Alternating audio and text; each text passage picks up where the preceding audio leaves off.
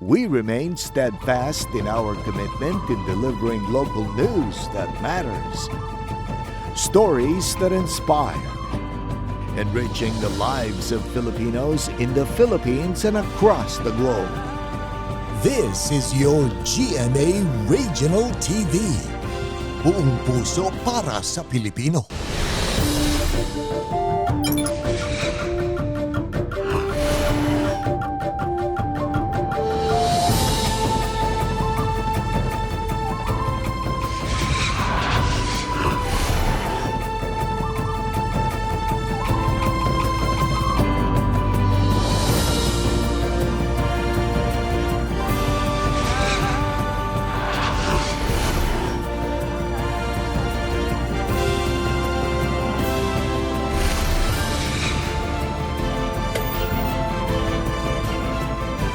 Ito ang GMA Regional TV, Balitang Southern Tagalog.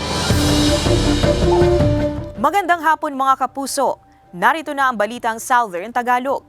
Hatid namin ang mga pinakamalaki at pinakahuling balita sa Timog Katagalugan. Live mula rito sa GMA Batangas Station, ako po si Ace Medrano. Ako naman po si Ivy Saunar Gasang. Lumutang ang dalawang saksi na umano'y nakakita sa nawawalang guro at beauty queen na si Catherine Camilon na duguan at inililipat sa isang sasakyan. Ang detalye sa report ni Denise Abante. Matapos umanong magtugma ang mga post sa social media, dalawang saksi ang personal na nagtungo sa himpilan ng Criminal Investigation and Detection Group na umano'y nakakita sa guro at beauty queen na si Catherine Camilon noong gabi bago ito mawala. Ayon sa CIDG, nakita umano ng mga saksi ang dugoang si Camilon na inililipat ng ilang lalaki mula sa kanyang sasakyan papunta sa ibang sasakyan habang nakatigil sila sa isang subdivision sa Batangas. Positibo rin kinilala ng dalawa ang pulis na person of interest sa pagkawala ng dalaga. Itong suspect na yan, na-identify nila, siya po yung tumutok sa kanila habang sila ay umihihi na tamang-tama. Doon nila nakita itong mga suspects natin at yung nawawalang beauty queen. Itong mga suspect natin ay taga Batangas din, kaya they were able to identify nga. Malaking tulong daw sa otoridad ang paglutang ng dalawang saksi para sa mabilisang pagtunton ng kinaroroonan ni Camilon, ang sasakyan nito at ang umano'y pinaglipatang sasakyan. Hindi natin sinasabing yung beauty queen natin ay patay na o buhay pa dahil sa ngayon hindi pa natin nakikita ang kanyang body. Mayroon po tayong kasabihan na no corpus delicti, no crime. Hindi ko po sinasabing patay na ito. Hopefully ay buhay pa. Naghahanap pa ng mga ibang matibay na ebidensya tulad ng mga ginamit na sasakyan at doon sa crime scene kung may makikitang mga dugo. Patuloy pa rin ang isinasagawang backtracking ng otoridad sa mga CCTV footage, paghahanap sa mga sasakyang ginamit at sa dalawa pang kasama ng person of interest. Wala pang tugon sa mga text at tawag ng GMA Regional TV, Balitang Southern Tagalog, ang pamilya Camilon hinggil dito. Denise Abante, Balitang Southern Tagalog. Pinagtatanggal ng TDRO ang mga motorsiklo, paninda at iba pang sagabal sa mga sidewalk sa Batangas City. Nagbabalik sa report si Denise Abante. Sinuyod ng mga kawani ng Transportation Development and Regulatory Office ang ilang mga sidewalk sa Batangas City kaninang umaga para tanggalin ang mga nakakasagabal dito. Ilang mga bato, paso, sari-saring mga paninda at maging mga motorsiklo na nakahambalang sa daanang nakalaan para sa mga tao ang pinag-aalis ng TDRO. Pinakiusapan nila ang ilang mga tindera at motorista na tiyaking hindi nakasasagabal sa mga pedestrian ang kanilang mga paninda at sasakyan. Ayon sa TDRO, layo ng sidewalk clearing operations na ito na matiyak na madadaanan ito ng mga pedestrian. So kapag sila ay nasa sidewalk, nasisiguro natin ang kanilang kaligtasan. Pangalawa, iwas na rin po sa trapiko. Kasi kung mapapansin natin, kapag ang sidewalk ay hindi nadadaanan ng tao, sa kalsada sila dumadaan, nagiging sanhi ng pagbagal ng ating trapiko at syempre pa, magiging prone sila sa aksidente. Ang tindero ng mga gadgets at cellphone case na si Ansano, kaagad na inalis ang nakasasagabal na karatula sa daanan. Iniligay lang daw niya ito para kaagad na makita ng kanyang mga suki ang kanilang tindahan. Pagka yung mga sagabal, pwede namang tanggalin. Wag lang yung hindi naman sagabal. Ginagawa lang nila yung trabaho nila. Hindi naman nakakasama, di susunod na lang tayo. Okay lang naman, pwede na lang dito na lang namin nilagay sa Pabor din naman sa sidewalk clearing operations ang ilang establishment owner sa lungsod, gaya ni Eman. Okay naman, para man mawala nga yung traffic. Pag sidewalk, di sidewalk talaga. Para maiwasan yung ano. Sana magtuloy-tuloy lang para maano yung traffic natin dito, tsaka obstruction sa daan. Ito po yung pinapangako natin na magpapatuloy hanggang sa malinis natin halos lahat ng sidewalk at lansangan upang sa ganoon may saayos natin ang daloy ng trapiko at masiguro natin ang kaligtasan ng mga mamamayan. Kasama si J. R. Manjares, Denise Abante, Balitang Southern Tagalog. Unti-unti nang nawawala ang nalalanghap na kemikal mula sa tabing dagat sa Bawan, Batangas ayon sa ilang residente. Pinakikilos na rin ng PCG ang may-ari ng storage facility na matulungan ang mga apektadong residente at mangingisda. Narito ang report ni Paul Hernandez. 3 beses na nagsuka ang anak ni Christine Joy ng makalanghap umano ng liquid chemical na nanggaling sa storage facility sa Bawan, Batangas. Ngayong araw, halos wala ng bakas ng raw material na makikita sa tubig dagat. Pero may mga oras pa rin na nakakalanghap sila ng amoy ng chemical. Tuwing hapon lang po, pag malakas ang hangin, hindi na naman po masyadong matindi. Hindi po katulad yung nakaraang Sabado po na talagang matindi ang amoy. Ang mga dumarayo para sana maligo, pinagbabawalan na rin daw nila. Opo, may nagsasaway naman din po. Sinasabi ko na lang po na bawal pang maligo. Nauna nang umapel ang ilang mangingisda na maayudahan sila ng pagkain, lalo't apektado na sila ng nangyaring chemical spill. Pinakikilos na ng Philippine Coast Guard o PCG na nangunguna sa incident management team ang may-ari ng kumpanya tungkol dito. Yun po ang ating obligahan sa kanila, sir, at patuloy po tayo makikipag-ugnayan doon po sa nasabing kampanya para nga po ma-address natin yung mga issue na yan. The Batangas provincial government is willing to give support naman po. And with your information to us now, then I will be calling the PSWDO on how they are going to get into that. Nagsagawa na ng water testing sa lugar na naapektuhan ng chemical spillage. Wala pang katiyakan ng mga mangingisda kung kailan pwede muling makapalaot. Ayon sa PCG, hihintayin pa nila ang resulta ng isinagawang water testing para sila makapagbaba ng panibagong abiso sa mga mangingisda at residente. Kasama si Buhay Adante Jr., Paul Hernandez. Balitang Southern Tagalog. Sugatan ng 32 anyos na lalaki matapos masaksak ng kanyang bayaw habang nagiinuman sa Santo Tomas City, Batangas. Tutukan yan sa report ni Denise Abante. Sugatan ng 32 anyos na lalaking kinilala na si John Vincent Manlangit, residente ng Barangay San Isidro Norte, Santo Tomas City, Batangas matapos masaksak ng asawa ng kapatid nito habang sila'y nagiinuman. Ayon sa pulisya, nag-amok ang biktima ng malasing at nakaalitan nito ang kanyang bayaw. Noted po ng family nila na kapag nakakainom is parang nawawala sa sarili. Itong victim natin is nagagalit doon sa kapatid niya, which is yung wife po noong suspect. Itong si wife is akmang sasaksakin nitong ating victim. Ngayon po si ating suspect ay nakipagbuno po sa ating victim para pumaagaw yung kutsilyo. Unfortunately po sa pagpambuno nila is napasaksak po yung kutsilyo doon sa biktima. Sugat sa likurang tagiliran ang tinamo ng biktima na agad na isugod sa ospital. Nahuli naman ang suspect hindi kalayuan sa lugar na pinangyarihan at kasalukuyang nasa kustodiya na ng Santo Tomas City Police Station. Sa panayam ng GMA Regional TV, Balitang Southern Tagalog sa asawa ng suspect na kanilalang si Dandrick Cabrera, sinabi nitong hindi sinasadya ng kanyang asawa ang ginawa nito sa kanyang kapatid. Ganun po yung paglasing, nawawala po yung sa sarili. Kung sino po yung gusto niyang krusunadahin, yun po yung inaano niya lagi. Paglasing siya. Iano na po namin siya ngayon, nire-release po. Kasi ayaw din po ng kuya ko eh. Kasalukuyan pang nagpapagaling sa ospital ang biktima habang inaasikaso na ng pamilya ang pagpapalaya kay Cabrera. Ayon sa asawa nito, sasagutin nila ang gastusin ng pamilya ng biktima habang nagpapagaling ito. Sinusubukan pa ng GMA Regional TV, Balitang Southern Tagalog, na makuhanan ng pahayag ang mismong biktima at ang suspect. Payo naman ng pulisya sa mga residente, drink moderately po kasi kadalasan po kasi talaga is kapag nakainom ng alak is napakabilis ma-agitate ng tao para mag-cause ng mga incidents na katulad po nung nangyari. Denise Abante, Balitang Southern Tagalog. Nauwi sa habulan ang paninita ng bantay dagat sa 6 na mangingisda sa Sariaya, Quezon. Ang detalye sa report ni Paul Hernandez.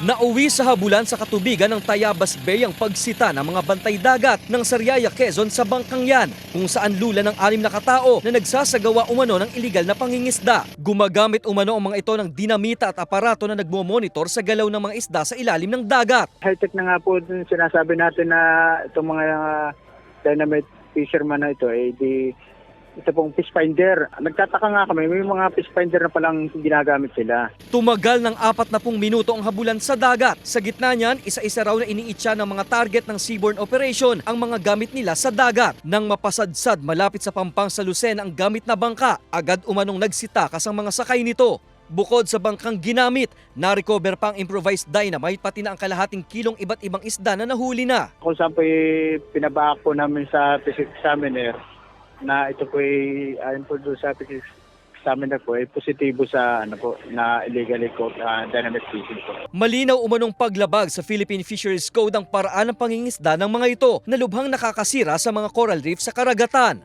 Gumugulong ang investigasyon sa insidente at inaalam na rin ang tunay na may-ari ng bangkang na-recover sa operasyon. Paul Hernandez, Balitang Southern Tagalog. Good news mga kapuso, naghahanap ang Kapuso Network ng Master Control and VTR Automation Engineer, TV Transmitter Technician, Electromechanical Engineer, Satellite Systems Engineer, Junior Media Asset Management System Support Engineer at iba pa na makikita sa inyong TV screen. Para sa kompletong detalye at sa mga nais mag-apply, bisitahin ang careers.gmanetwork.com.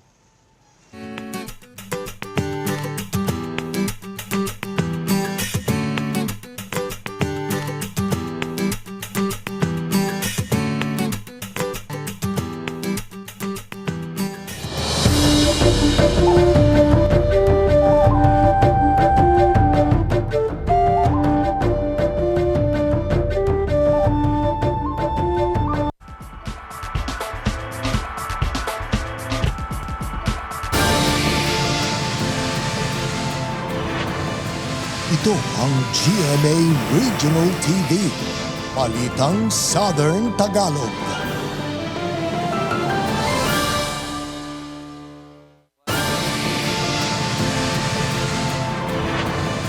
Ito ang GMA Regional TV, Balitang Southern Tagalog.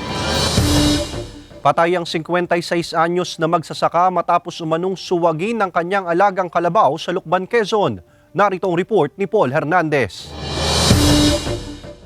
Matinding sugat sa ulong ikinasawi ng 56 anyos na magsasaka na pinaniniwala ang sinuwag ng alagang kalabaw sa barangay Tinamnan, Lucban, Quezon, Martes ng gabi. Sa investigasyon, umalis ng umaga ang lalaking biktima para puntahan ng alaga pero hindi na nakauwi sa bahay kinagabihan, bagay na ipinagtaka ng mga kaanak. Duguan na raw siyang nakita sa damuhan malapit sa alagang kalabaw. Meron pong kaaway na isa pang kalabaw yung kalabaw na inawat po niya kasi nga kalabaw niya ito concern. Ang nakasuwag naman po sa kanya yung kalabaw na. Yan naman po ay base sa testimonya ng mga kamag-anak. May dugo rin umano ang sungay ng kalabaw na sinasabing umatake sa biktima. Sa mga larawang ipinadala ng Lucban Municipal Police, kitang may sugat din sa braso ang lalaki. Sinisikap na mahinga ng pahayag ng GMA Regional TV Balitang Southern Tagalog ang kaanak ng nasawi. Pero batay sa testimonya nila sa pulisya, kumbinsido silang walang foul play na nangyari. Yan naman po ay sinasang-ayunan ng kanyang pamilya na na-confirm din naman ng findings ng ating municipal health officer. Nasa pangangalaga pa rin ng pamilya ang alagang kalabaw na ginagamit sa hanap buhay. Nagpapatuloy ang investigasyon. Paul Hernandez, Balitang Southern Tagalog. Maaga nang namimili ang ilang consumer ng Noche Buena items. Inaasahan namang tataas ang presyo nito sa Disyembre ayon sa DTI. Para sa detalye, makakasama natin live si Paul Hernandez. Paul?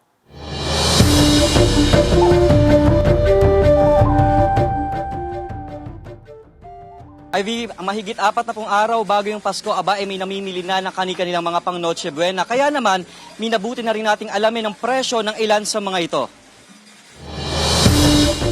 Isinama na ni Cynthia sa mga pinamimiling produktong pang sari-sari store ang ilang Noche Buena items. Nag-uutay-utay na siya dahil masakit sa bulsa kung isang bagsakan daw siyang mamimili nito. By December, baka biglang tumaas ang presyo ng bawat pang Noche Buena. Kaya po ang diskarte ko, nag-uutay-utay akong mamili para hindi po sabay ako sa madaming namimili.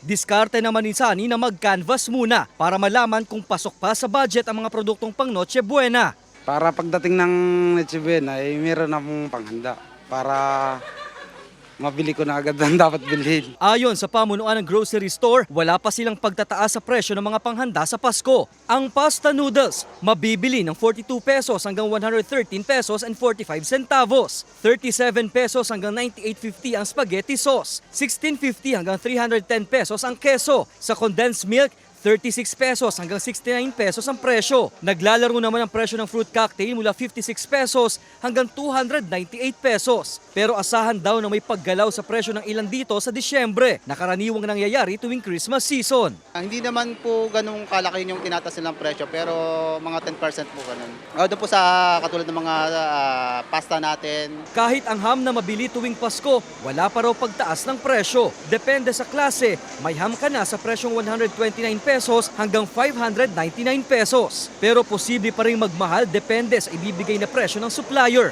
Ayon sa Department of Trade and Industry o DTI, magkakaroon pa sila ng pagpupulong sa mga manufacturers ng Noche Buena products. Nakatakda pang maglabas ng suggested retail price o SRP ang DTI sa mga ito.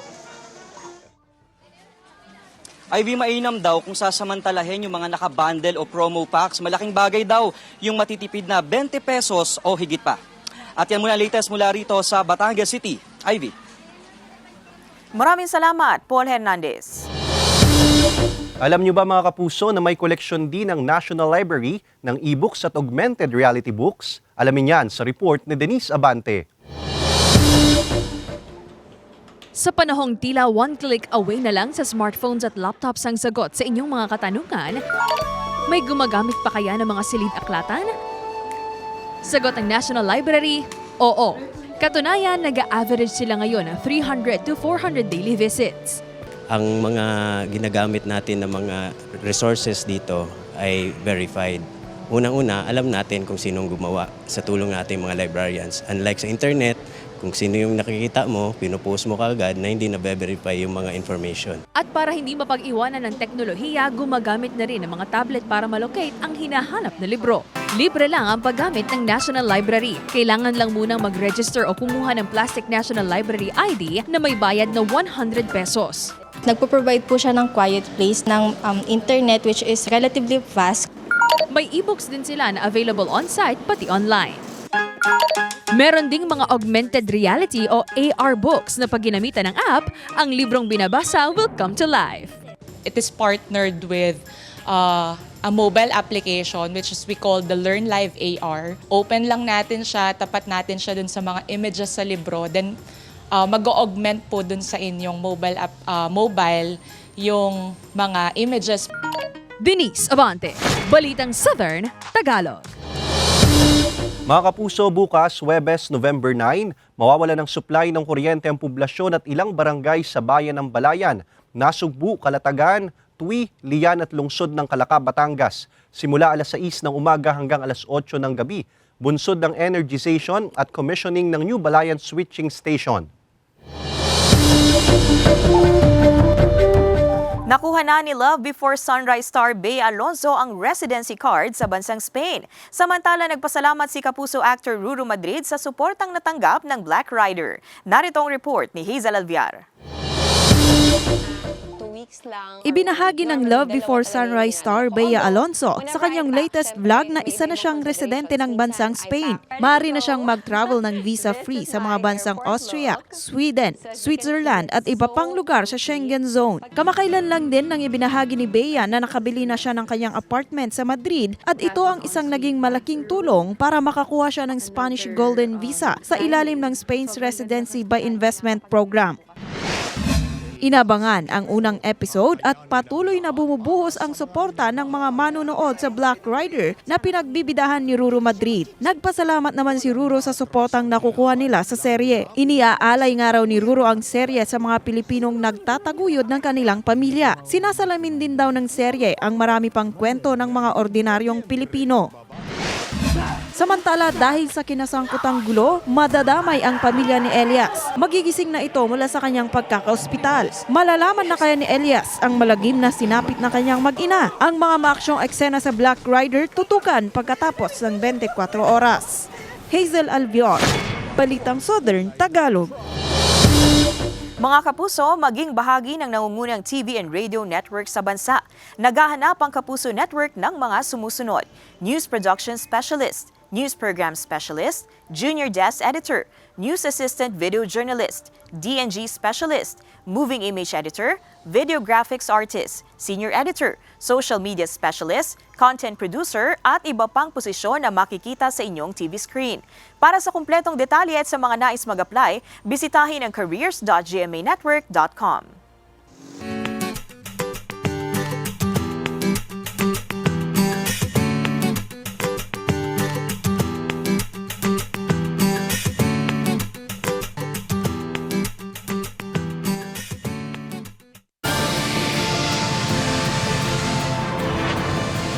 Ito ang GMA Regional TV, Balitang Southern Tagalog.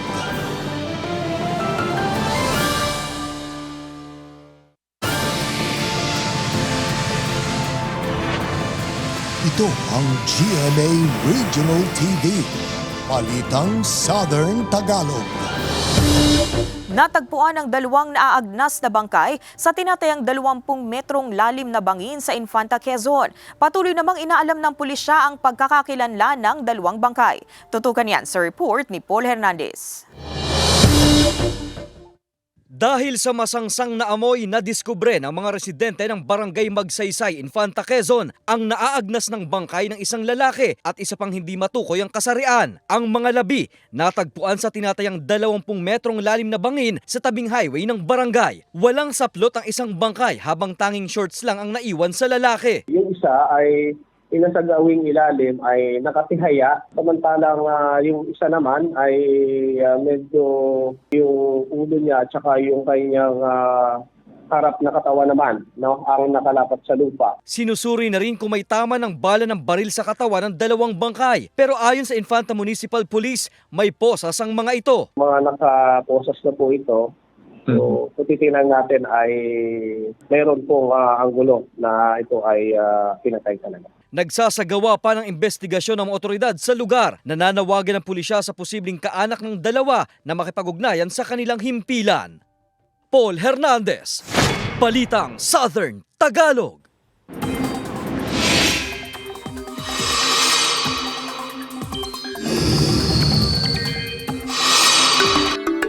Mga kapuso, patuloy ang pag-iral ng iba't ibang weather system sa ilang bahagi ng bansa. Kabilang dyan ang easterlies na umaabot sa Southern Luzon, Visayas at Mindanao. Habang iyong amihan, nananatiling mahina ang ihip sa may extreme Northern Luzon. Base sa datos ng Metro Weather, posible ang pag-ulan sa ilang bahagi ng Mindoro Provinces, Palawan, Quezon at Marinduque. Dapat ding mag-ingat ang iba pang bahagi ng bansa dahil sa tsansa ng ulan gaya ng inaasahan sa Visayas at Mindanao. Muling ipinaalala ng BFP ang tamang pagkakabit at paggamit ng Christmas lights para makaiwas sa insidente ng sunog. Alamin yan sa report ni Paul Hernandez. Naiwang nakabukas na Christmas light sa bahay ang isa sa mga tinitingnang sanhi ng sunog sa residential area sa Barangay 6E sa San Pablo, Laguna, kung saan 7 bahay ang natupok. Walang dudang nakakadagdag ng ningning sa pagsalubong sa Pasko ang mga Christmas lights, pero kung hindi sasamahan ng tamang pagpili at pag-iingat sa pagkakabit nito, perwisyo ang maaari nitong maidulot. Ito po yung nagiging simula kasi kung hindi po tayo maayos pumili at ang napili po natin is hindi quality, maaari pong pagmulan ito ng apoy. Para masigurong dekalidad at ligtas ang pailaw na bibilhin, ayon sa Bureau of Fire Protection of BFP, bukod sa Import Commodity Clearance o ICC sticker sa Christmas lights, dapat may Philippine Standard Mark ang produkto. Ipatest muna ito at sa lehitimong seller lang bumili. Ayon pa sa mga otoridad, Huwag hayaang nakasindi ng mahabang oras ang mga Christmas lights sa bahay para hindi mag-overheat. Kung dudugsungan, limitahan lang sa 4 kada outlet. Iwasan din ang sala-salabat o patong-patong na Christmas lights. Ilayo ang pailaw sa mga kurtina at mga gamit sa bahay na madaling pagmula ng apoy. Dapat po ang Christmas light po natin is nakasaksak po siya sa mismong outlet. Then iwasan po natin yung paggamit ng extension cords para maiwasan po natin yung octopus connection. Ang masaya at ligtas na pagsalubong sa Pasko nakasalalay sa ating mga kamay. Maging responsable sa pagpili, pagkakabit at paggamit ng mga dekorasyon sa bahay para makaiwas sa disgrasya. Kasama si Buhay Adante Jr., Paul Hernandez. Balitang Southern Tagalog. Mga kapuso, bukas Huwebes, November 9, mawawalan ng supply ng kuryente ang ilang barangay sa lungsod ng Lipa, Batangas. Magsisimula ito mula alas 8:30 ng umaga hanggang alas 5 ng hapon. Bunsod ng pagpapalit ng mga pot and cross arm at paglilipat at pagdadagdag ng mga poste.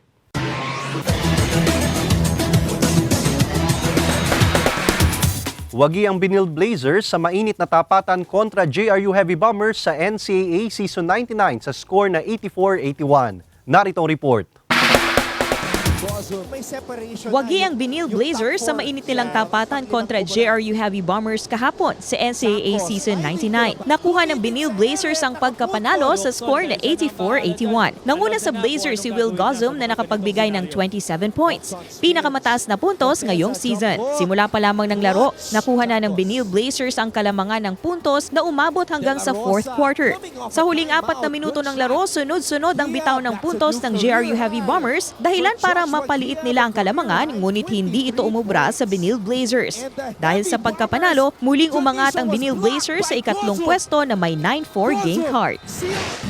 Samantala, sa naging harapan naman kanina ng defending champion na Letran Knights laban sa San Sebastian College, tinambakan ng Golden Stags ang Knights sa score na 94-75. Umpisa pa lamang ng laro, malungkot na insidente kaagad ang bumungad sa Letran Knights matapos ilabas sa playing court si Nico Fajardo na nagkaroon ng knee injury. Maganda ang naging palitan ng puntos ng dalawang koponan sa unang quarter ng laro, ngunit nagkaroon agad ng malaking lamang ang Golden Stags sa pagtatapos ng first half. Tuloy-tuloy naman ang pagpapaula ng Golden Stags ng mga puntos dahilan sa kanilang pagkapanalo.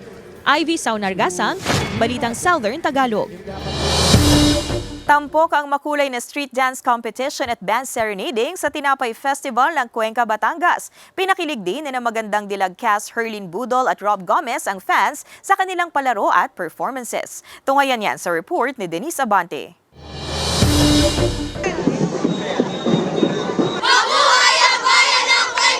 Masayang sayawan ang hatid ng 6 na grupong nagpakitang gilas mula sa iba't ibang paaralan ng Cuenca, Batangas sa ginanap na street dancing competition kahapon bilang pagdiriwang ng 147th founding anniversary ng bayan.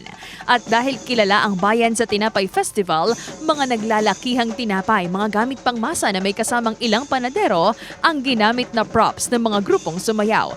Itinanghal na kampiyon ng mga mag-aaral mula sa Kalayaan Christian School. Layon daw ng kompetisyon na mas makilala pa ang bayan ng Cuenca sa iba't ibang bahagi ng probinsya at ng bansa.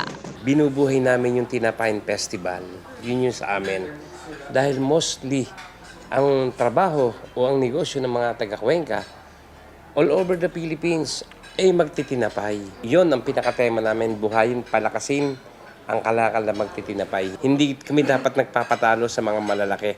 Kami pa rin yung mga community baker na kaibigan namin yung nasa komunidad. Inabangan din ng mga Cuenqueños ang performance ng ilang mga banda. Mga kapuso, let's all welcome ang nag-iisang magandang dilag. At syempre pa, ang magandang dilag stars na sina Herlin Budol at Rob Gomez na nakisaya sa pagdiriwang.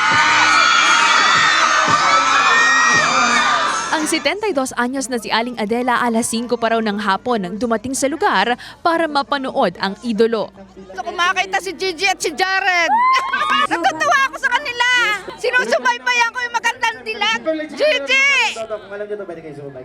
Tuwan-tuwa ako sa iyo. Sana makamayan ko sila. Kinilig naman ang fans sa song performance ni Rob. At ang ilan, may bonus pang halik. Sana maging kayo ni Gigi ng tuluyan. Salamat at nakaalig. Iuwi ko na ho! Hindi naman nagpaawat si Herlin na sumampa pa sa isang platform para lang makita ang mga fans na nag-abang sa kanila. Labis naman ang tuwa ng mga residente nang masilayan ng idolo na naghatid din ng mga papremyo sa ginawang palaro matapos ang kanilang performances. Anong pangalan? Ilan naman na? Binigyan naman ng regalong tinapay ng mga Cuenqueños na hinulmang lechong baboy at hipon sina Herlene at Rob na kanilang nilantakan. Sobrang saya po, halatang-halata naman po sa mga pagmumukha namin, sa pagkikilos na amin. Parang pamilya ho yung pagtanggap sa amin dito. Tsaka bumabahan talaga ng tinapay. Nakaka-amaze. Kagaya nung nasa likod namin, may crab, may hipon, tapos may lechon, nakakatuwa. Samantala, dapat daw tutukan ng mga manonood ang mga eksena sa nalalapit na pagtatapos ng Magandang Dilag. Madami pa pong pasabog at madami pa ding mangyayari sa show hanggat sa nalalapit ang ating ending. So, keep on watching, guys. Kasama si J.R. Manjares, Denise Abante, Balitang Southern, Tagalog. Samantala, mapapanood niyo po ang episode na ito at iba pang pinakahuling lokal na balita sa official website ng GMA Regional TV, www.gmaregionaltv.com. Pwede rin kayong bumisita sa aming official YouTube channel, GMA Regional TV, at i-click ang subscribe button para sa pinakamaiinit na balita mula sa rehiyon. Dahil sa GMA Regional TV, local news matters. Mga kapuso, 47 days na lang, Pasko na. At yan ang mga pinakamalaki at pinakahuling balita sa Timog Katagalugan. Maraming salamat sa pagsama sa amin, pati na mga kapuso sa ibang bansa na tumutok sa mga balita sa rehiyon. Kami ang GMA Regional TV, Balitang Southern Tagalog. Buong pwersa para sa mas malaking misyon at mas malawak na paglilingkod sa bayan.